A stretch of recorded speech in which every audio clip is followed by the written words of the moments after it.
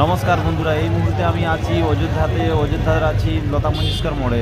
তো মোড়ে দেখুন কী সুন্দর রং বেরঙের গাড়ি এসছে, এরকম অনেক সাজানো সাজানো গাড়ি এসছে এবং ফুলে ফুলে ফুলে ভরে উঠেছে পুরো অযোধ্যা। তো আমি এই মুহূর্তে অশ্রু যে নদী আছে, নদীর সামনে চলে যাব আর আপনাদেরকে দেখানোর চেষ্টা করব আমি আরতি। তো গাড়িটার সৌন্দর্যটা কী সুন্দর লাগছে আপনারা একবার দেখে নিন।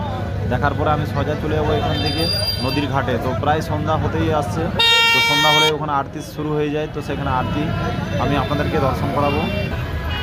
তো চলুন বন্ধুরা, এখন সোজা চলে যায় অশ্রু নদীর ধারে।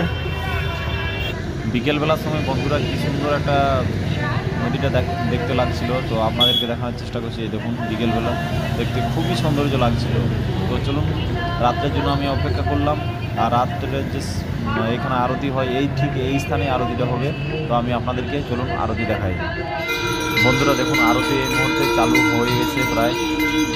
তো আরতিটা কিন্তু এখানে খুব জাঁকজমট হয় আর ভালো হয়। আপনারা যদি অযোধ্যায় এসে থাকেন, আরতি দেখতে কখনো ভুলবেন না। এই দেখুন আরতি শুরু হয়ে গেছে এবং এটাই হচ্ছে মেন আরতি।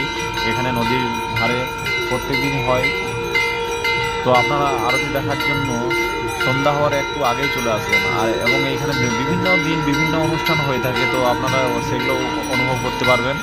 আর আরতিটা খুবই সুন্দর, চলুন উপভোগ করুন শুরু থেকে শেষ পর্যন্ত দেখুন আপনারা, তাহলে অনেকেই আরতিটা উপভোগ করতে পারবেন আপনারা ভালোভাবে, আনন্দময়ীভাবে।